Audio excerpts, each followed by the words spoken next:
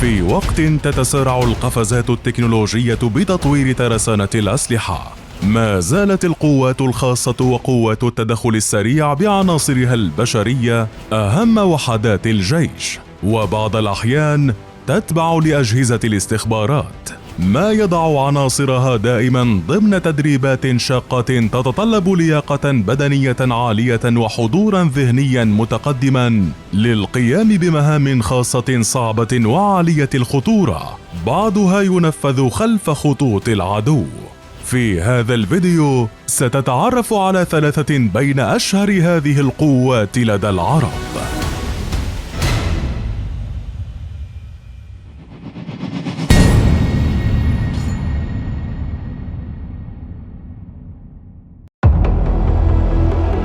رئيس المخابرات المصرية عباس كامل في زيارة لإسرائيل وقطاع غزة.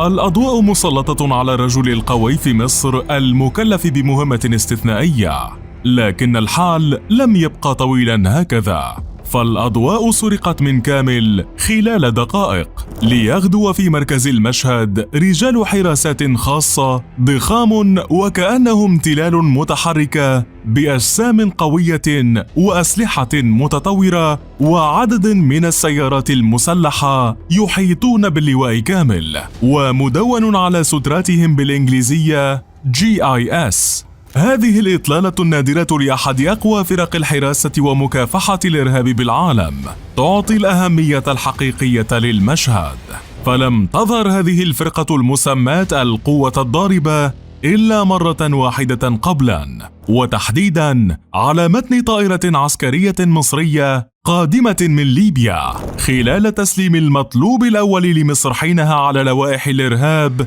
هشام عشماوي.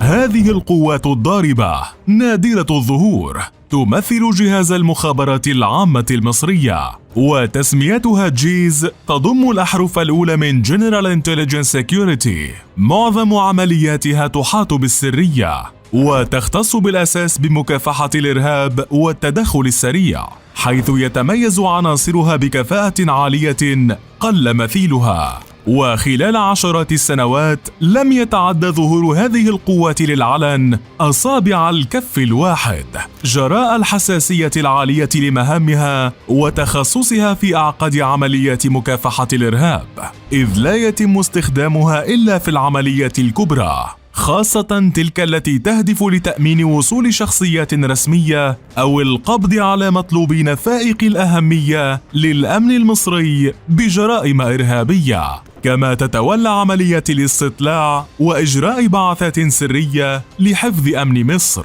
وتعد قوات جيز أهم فرق النخبة في مصالح الأمن، وتبقى على أهبة الاستعداد دائما لضرب معاقل الإرهابيين، إضافة لحماية المنشآت الوطنية ومنع أي اختراقات يقوم بها الإرهاب. أما أهم شروط الالتحاق بهذه القوة تنص على أن يكون المتقدمون من الذكور، ولا يتم قبولهم إلا بعد اختبارات غاية بالقسوة تجريها لجنة خاصة، ثم يخضعون على مدى سنوات لتدريبات رياضية وقتالية ولوجستية لاكتساب القدرة على مواجهة سيناريوهات خطيرة. كما يشترط في عناصرها تعلم لغة أجنبية كالإنجليزية أو الفرنسية أو العبرية. وتشمل تدريبات قوات الجيز على تقنيات التجسس وإجادة الرماية بشكل مطلق وصناعة المتفجرات ومحاكاة إنقاذ الرهائن والاشتباك مع الإرهابيين في المباني والطائرات المخطوفة بالذخيرة الحية، وتأمين شخصيات عالية المستوى في سيناريوهات غاية بالخطورة، إضافة لإتقان القفز بالمظلات على ارتفاعات منخفضة والغوص في أعماق المياه، والتدرب على أحدث وأكثر الأسلحة النارية الفردية تطوراً في العالم، ما يمكن أفراد الجيز من تتبع الأنشطة الإرهابية ثم تنفيذ عمليات لضبط وإحضار المتورطين لدرء الخطر قبل وقوعه، وتتبع التنظيمات الإرهابية وتوجيه ضربات استباقية ضدها. الهيكلة والقيادة. رغم أن قوة جيز المصرية جزء من جهاز المخابرات العامة المصرية، إلا أنها من قوة النخبة القليلة التي تأتمر مباشرة من رئيس الجمهورية أو رئيس المخابرات. تم تأسيس هذه القوات الضاربة في العام 1954 بالتزامن مع تأسيس جهاز المخابرات المصري على يد الرئيس المصري الراحل جمال عبد الناصر. وقد تبعت هذه القوات لأول رئيس لمخابرات مصر اللواء زكريا محي الدين، ومن ثم خلفه اللواء صلاح نصر في العام 1957 لتبدأ القوة الفعلية لجهاز المخابرات المصري، خاصة مع التمويل الكبير من خلال شركة النصر التابعة له في ذلك الوقت. ومع تطور جهاز المخابرات العامة المصري كان النصيب الأكبر لتطور قوة النخبة من نصيب الجيز التي بات تصنيفها من ضمن أفضل 10 قوات مخابرات ضاربة بالعالم.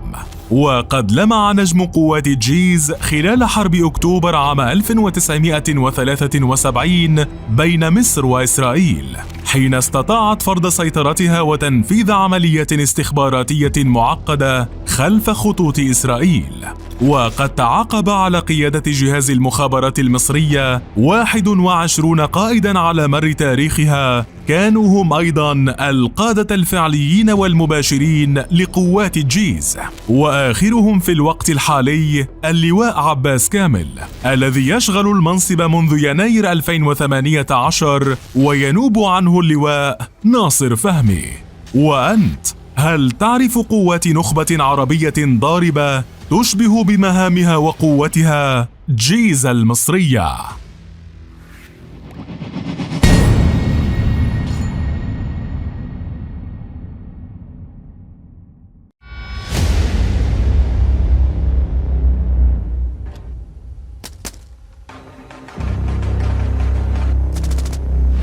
في يناير من عام 2021 كان الظهور الأول على الشاشات. منذ عام 2005 والجزائريون وربما العرب يسمعون بأفواج المناورات العملياتية الجزائرية دون أن يروا رجالها، حتى جاءت اللحظة. ها هم الذين يلقبون برجال الظل، أحد أشرس رجال الجزائر والعالم، منفذ المهام المستحيلة. اختاروا أن يكونوا رجالا غير عاديين أو خارقين كما يوصفون، فخضعوا لأكثر التدريبات العسكرية قوة وشراسة وصرامة في العالم. نفذوا مهام باستراتيجيات معقدة بعض تفاصيلها ما زال لغزا يحير الكثير من المؤسسات العسكرية بحسب محللين عسكريين، باستخدام أخطر وأكثر الأسلحة الفريدة المتطورة في العالم. فمن هم رجال نخبة القوات الخاصة الجزائرية؟ ممن كانت بوادر شهرتهم تنفيذ عملية تيجين تورين التي أحبطت إحدى أكبر الهجمات الإرهابية بتاريخ الجزائر المعاصر. دلتا وألفا العربيتان. في 2 نوفمبر من عام 2005 كان ميلاد أفواج المناورات العملياتية. لتغدو هذه الأفواج ممثل وحدات القوات الخاصة الجزائرية لعمليات المغاوير، وتتبع للقوات البرية الجزائرية، بحيث تتسع صلاحياتها لتتدخل في كل مكان من التراب الوطني الجزائري. وكانت باكورة الأفواج الوليدة الفوج 104 للمناورات العملياتية ومقره بوغار. وظل مقاتل هذا الفوج يتلقون تدريباتهم في الجزائر طيلة 5 أعوام، قبل أن تنتقل تدريباتهم بين عامي 2010 و2012 إلى الولايات المتحدة، حيث باتوا ممثلين لإحدى أشرس النسخ لقوات دلتا الأمريكية. كما تلقوا تدريبات على يد القبعات الخضر الأمريكية بمقر بوغار. وفي عام 2016 كان ميلاد الفوج 116 للمناورات العملياتية، ليحل محل فرقة التدخل الخاص GIS المنحلة آنذاك والتابعة للمخابرات الجزائرية. فبات الفوج 116 أحد أفواج نخبة المغاوير للقوات الخاصة، وامتداد لجهاز GIS بعد تطعيم الفوج ببعض من أفراده أصحاب الباع العالي بمكافحة الإرهاب، ما جعل هذا الفوج المدرسة الجزائرية في محاربة الإرهاب. وتتركز معظم تدريباته الشاقة والصارمة إضافة إلى الجزائر في روسيا وألمانيا وفرنسا. ليذهب محللين عسكريين للقول إن أفواج المناورات العملياتية الجزائرية باتت تتضمن النسخة العربية من دلتا الأمريكية إضافة للنسخة الأخرى من ألفا الروسية، حيث تشتمل مهام أفواج المناورات على مكافحة الإرهاب وتحرير الرهائن، إضافة إلى خوض حروب العصابات والقبض أو القضاء على الأهداف ذات القيمة العالية، مع حماية ومرافقة الشخصيات الهامة وتفكيك المتفجرات. كما يوكل لهذه الأفواج تنفيذ أعقد العمليات الخاصة داخل الجزائر وأن اقتضى الأمر خارجها. وما زالت من أشهر العمليات لهذه الأفواج اقتحام وتحرير الرهائن في أزمة الرهائن بعين أمينة، وعملية تعقب مختطف الرهينة بيار غوردي. سرايا الموت. اصطلح خبراء عسكريون جزائريون على تسمية سرايا وفصائل أفواج المناورات العملياتية بفرق الموت، جراء القوة الضاربة التي تتمتع بها هذه الأفواج، التي تنقسم إلى سرايا المهام الخاصة والتدخل والاقتحام والتدخلات التقنية، إضافة إلى سريتي المطاردة والحماية الشخصية، بينما تتضمن الفصائل القنص والمتفجرات والغطس والعمليات الهامة والمعدات والتجهيز. ومن أشهر الأسلحة المعروفة لأفواج المناورات العملياتية مسدسات كاراكال إي إف وغلوك 17، إضافة إلى بيريتا 92 وماكاروف. ومن بين الأسلحة الهجومية رشاش بآم 89 المحدث وأيكي أم أس، إضافة إلى زاستافا. كما يشتهر رجال أفواج المناورات بدقة تصويب تكاد تكون بدون أي هامش خطأ، باستخدام بندقيات قناصة ساكو تيجير وأم 93 بلاك إيرو، فيما يشتهر رجال الفوج باستخدام قاذف القنابل AGS 30 و RPG 7. أما أجهزة الاتصال فباتت من التطور أن كل فرد من الأفواج يحمل معه جهاز التشويش على القنابل وشاشات للتواصل وكشف الأهداف والتصويب، إضافة إلى مناظير الرؤية الليلية والتهديف، بينما يشمل التجهيز الفردي ملابس بتمويه ليزار ب4 ألوان للشمال، ونسختين وودلاند على الأقل للجنوب، وخوذات PSG من الجيل الجديد بوزن أقل، وشاشات معلومات مع سماعات تكتيكية، وقفازات عازلة وسترة تكتيكية وأخرى باليستية واقية من الرصاص، مع زجاج الحماية وحاملة صفائح وبزة تفكيك القنابل. ويبقى من أهم ما حصل عليه رجال الأفواج العملياتية الجزائرية مؤخراً شاشة تصويب جعلت تقنيات الرمي تقترب من الكمال، مع التدريب المستمر على ردات الفعل السريعة والدقيقة في الميدان. وأنت هل تعرف قوات خاصة أخرى جمعت بين تقنيات دلتا الأمريكية وألفا الروسية؟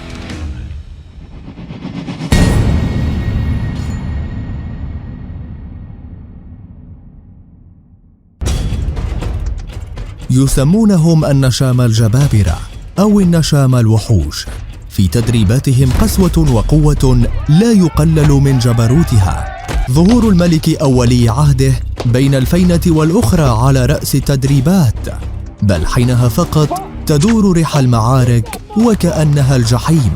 أصابع على زناد أكثر الأسلحة الفردية تطوراً بالعالم، والأعين على أهداف لا يطاولها إلا مثل هؤلاء الرجال الضخام القساة. فيبدأ السباق من الجبار حقاً اليوم بين نشام القوات الخاصة الأردنية الملك عبد الله أو ولي العهد الحسين، أم أحد وحوش القوات الخاصة الأردنية التي احتلت منذ تأسيسها في الستينات من القرن العشرين مراتب متقدمة بين القوات الخاصة العربية والعالمية، جراء تدريبها الشاق وتسليحها الرفيع والمتطور، ما جعلها بين القوات الخاصة الأفضل عالمياً من حيث تبني أسلوب المراوغة في الهجوم.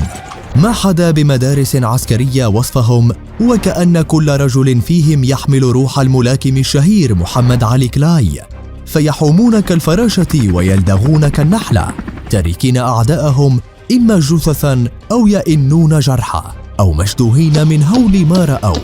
كل هذا جعل المملكة الهاشمية مركز خبرات وتدريب متقدم للقوات الخاصة العربية، فيما تزال من أخطر تشكيلات هذه القوات الخاصة الكتيبة 71 قوات خاصة، بعد أن شاركت في عمليات صنفت بين الأكثر تعقيداً داخل وخارج الأردن. فباتت أكثر القوات الخاصة خبرة في حروب الصحراء، والاقتحام والتدمير السريع. محد بمجلة بيزنس إنسايدر وصف القوات الخاصة الأردنية بالأقوى والأكثر حرفية وتدريباً والأفضل تجهيزاً في الشرق الأوسط. كما اعتبرت الأردن مركزاً عالمياً رئيسياً لعمليات تدريب القوات الخاصة. فكيف تسلقت القوات الخاصة في هذه المملكة الصغيرة سلم أفضل القوات عربياً وعالمياً؟ وما دور الحنكة العسكرية للملك الراحل الحسين بن طلال؟ وهل تحقق حلمه حقاً ببناء أفضل قوات خاصة بالمنطقة؟ حلم الحسين. في عام 1963 بدأ حلم الملك الراحل الحسين بن طلال بتأسيس قوات عمليات خاصة أردنية تتفوق على مثيلاتها عربياً وعالمياً. إمكانيات الأردن العسكرية حينها لم تكن لتسمح لهذا الحلم أن يتحقق، لكن الحسين فاجأ الجميع بإصراره على تولي تأسيس القوات الخاصة بنفسه، حتى بات القائد الفعلي لهذه القوات عند التأسيس، فأشرف بنفسه على إعداد أول دورة قوات خاصة أردنية، واهتم بآلية تدريبها ونظم تسليحها بأحدث وأقوى الأسس العسكرية.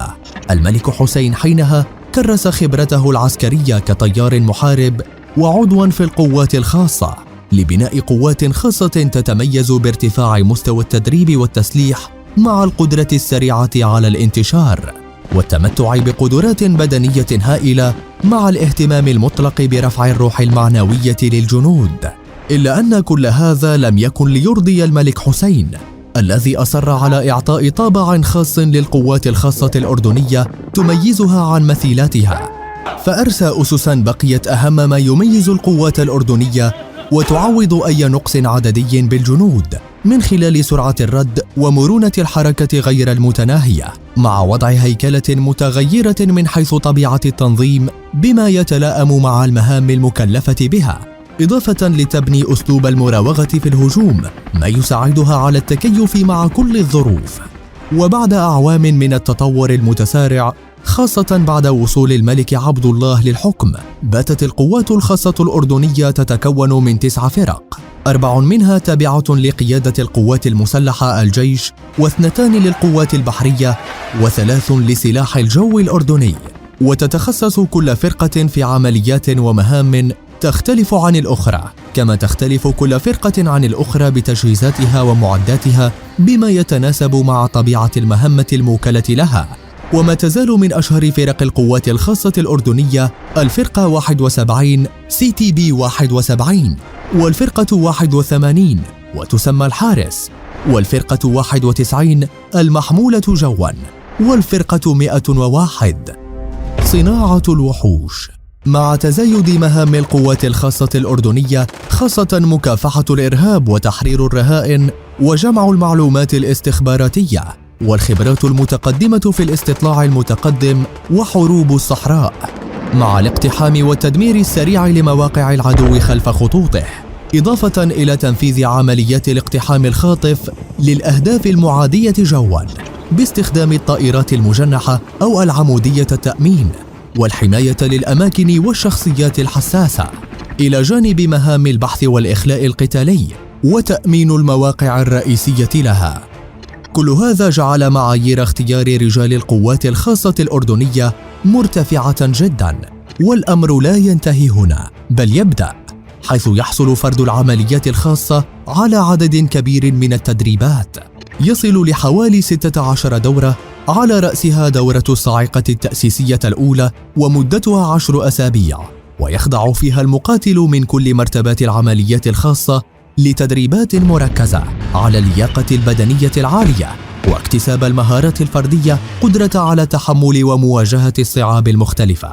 بينما تهدف دورة المظليين ومدتها 4 أسابيع إلى تعزيز ثقة الجندي بنفسه واكتساب مهارات القفز بالمظلة.